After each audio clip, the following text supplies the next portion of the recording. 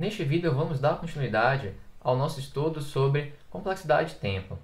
Seja M uma máquina determinística de Turing que para em todas as entradas. Então, o tempo de execução ou a complexidade de tempo daquela máquina M vai ser justamente uma função que possui como domínio os números naturais e como contradomínio o conjunto dos números naturais. Essa função ela vai ser definida de tal modo que f de n é o número máximo de passos que aquela máquina de Turing M vai utilizar em qualquer entrada de tamanho n de navio. Se f de n é o tempo de execução daquela máquina de Turing M, nós dizemos que a máquina M ela executa em tempo f de n, roda em tempo f de n. Ou então que M é uma máquina de Turing de tempo f de n. Então, podemos começar a definir o conceito de Big O e Small O. E isso está associado com a análise assintótica. Bem, na análise assintótica, nós desejamos entender o tempo de execução de um algoritmo, de uma máquina de Turing, quando aquele algoritmo, aquela máquina de Turing, vai ser executada em instâncias muito grandes. Nós vamos considerar, nesse cenário, apenas os termos de maior ordem de uma expressão para o seu tempo de execução do algoritmo. O que isso quer dizer? Isso quer dizer que nós vamos desconsiderar tanto os coeficientes daquele termo e qualquer outros termos de menor ordem. Na verdade, o termo de maior ordem ele vai dominar os outros termos em entradas muito grandes. Então, por exemplo, vamos considerar a função de complexidade para uma máquina de Turing qualquer, que seja f de n igual a 6n ao cubo mais 2n ao quadrado mais 20n mais 45. Então, por exemplo, pense apenas se n for igual a 10. Então, nesse primeiro termo, nós teríamos 10 ao cubo, no segundo termo, 10 ao quadrado, no terceiro termo, 10. Então, observe que o crescimento de n ao cubo é muito maior em relação aos outros termos. Então, nós simplesmente vamos desconsiderar os termos 2n ao quadrado, 20n, 45. Pois o termo de maior ordem, n ao cubo, ele vai dominar os outros termos. Além disso, essa constante 6, esse termo, esse coeficiente 6, ele também pode ser desconsiderado. Se eu tenho um algoritmo que cresce 6n ao cubo e outro que cresce 1000n ao cubo, vejam que a diferença desse algoritmo de 6n ao cubo e 1000n ao cubo é apenas uma constante. Então, para toda entrada de um tamanho qualquer, a diferença será uma constante. Por exemplo, para facilitar, suponha que em vez de 6 fosse 10. Então, aqui teríamos 10n ao cubo, 1000n ao cubo. Então, nós sabemos que se nós multiplicarmos por 100, igualaremos o resultado. Então, por isso, nós vamos desconsiderar esses coeficientes. Então, f, nós dizemos que ela, nesse cenário, ela é assintoticamente, no máximo, n ao cubo. Então, para isso, nós vamos definir a notação f é igual a O n ao cubo. Bem, não vou entrar no mérito da notação, isso não estamos em um curso de análise para de algoritmo, mas há um abuso da notação, pois o O é, na verdade, um conjunto de funções. Então, aqui seria dizer que f pertence ao conjunto O de n ao cubo. Mas, nesse momento, vamos supor que estamos corretos em falar que f é igual a O de n ao cubo. Então, o que seria dizer que f é igual a n ao cubo? Então, aqui nós temos uma definição formal. Sejam fg funções, onde essas funções fg têm como domínio naturais e como contradomínio os reais positivos. Veja, o contradomínio é real positivo. Nós dizemos que uma função f de n é igual a EO de g de n, ou seja, f é O de g de n, se houver inteiros positivos c e n0, tal que para todo inteiro n maior ou igual do que n0, a função f de n ela vai ser dominada superiormente, ou seja, ela vai ser menor ou igual do que aquela função g de n multiplicada por uma constante c. Veja que vai existir n maior ou igual que n0. Então, você vai encontrar esse n0 e vai encontrar justamente essa constante c. Então, dessa forma, se nós dizemos quando f de n é O de g de n, nós vamos dizer que a função g de n ela é um limite superior. Ou seja, repare que todo ponto da função f de n é menor ou igual do que uma constante c multiplicada pela função g de n. Mas olha, isso vale para todo o domínio? Não. Isso vale para o domínio, para o ponto, todo ponto n maior ou igual que n0. Então, uma outra forma de dizer é que g de n é um limite superior assintótico para f de n. E nós estamos, então, enfatizando que nós estamos desconsiderando fatores constantes. Vamos entender por meio desse exemplo. Bem, suponha que g de n seja o seu algoritmo e f de n seja o meu algoritmo. Mas olha que interessante.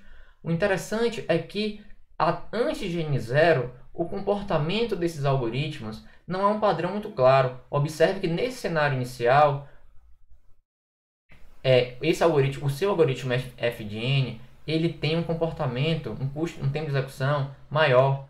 Enquanto esse algoritmo c g de n, veja que nós estamos multiplicando com a constante c.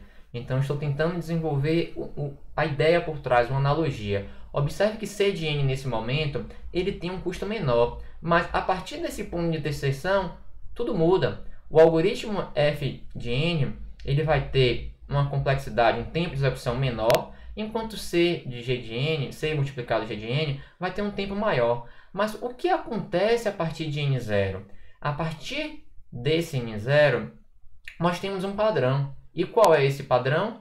F de n será sempre menor ou igual do que c de g de n. Então, com isso, nós dizemos que c de g de n ele limita superiormente a função f de n. Então, essa é a ideia da notação O, que é justamente dizer que uma função f é O de g de n para expressar esse comportamento, que à medida que n ele tende ao infinito, a função g de n ela vai limitar superiormente a função f de n. E a definição nos diz que isso vai acontecer a partir de um n0 no domínio, e nós vamos encontrar essa constante c, que é esse fator constante que não depende da entrada, para garantir essa propriedade. Então, aqui nós temos alguns exemplos. Então, aqui nós temos 6n ao cubo mais 2n ao quadrado mais 20n mais 45. Nós dizemos que essa função é O de n ao cubo. Então, vamos entender o que está sendo dito. Então, aqui nós temos 6n ao cubo mais 2n ao quadrado mais 22n mais 6. Deixa eu ver se eu copiei certo. 6n ao cubo mais 2n ao quadrado mais 20n. Eu não copiei certo. Mas, de qualquer forma, vamos considerar essa função. Então, nós queremos mostrar que essa função é O de n ao cubo. Então, o que nos diz a definição? Nos diz que vai existir inteiros positivos c n0, tal que aqui é f de n, tal que f de n vai ser menor ou igual que c g de n para todo n maior ou igual que n0. Então, nós precisamos encontrar uma constante e um n0 tal que essa propriedade valha. Então, vou utilizar um truque, lembrando que o nosso g de n é n ao cubo. Então, vou utilizar um truque que é o seguinte. Observe que 6n ao cubo é menor ou igual do que 6n ao cubo. E isso vai valer para todo n maior ou igual que zero. Observe também que 2n ao quadrado é menor ou igual do que 6n ao cubo. E isso vai valer também para todo n maior ou igual que zero. Observe que 22n é menor ou igual do que 6n ao cubo. E isso é válido para todo n maior ou igual que zero. E observe que a constante 6 é menor ou igual do que 6n ao cubo. E isso vale para todo n maior ou igual que zero.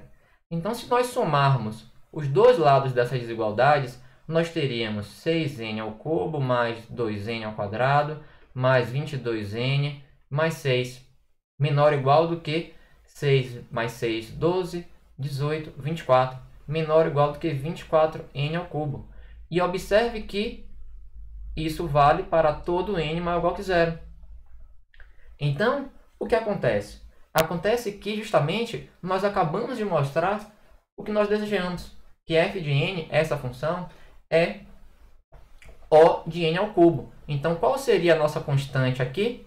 Aqui nesse cenário C, que é a constante, vai ser igual a 24. E o nosso n0 aqui vai ser igual a zero. Então, com isso, nós acabamos de mostrar que essa função é O de n ao cubo. Uma outra pessoa poderia encontrar uma outra constante C e um outro valor de n0.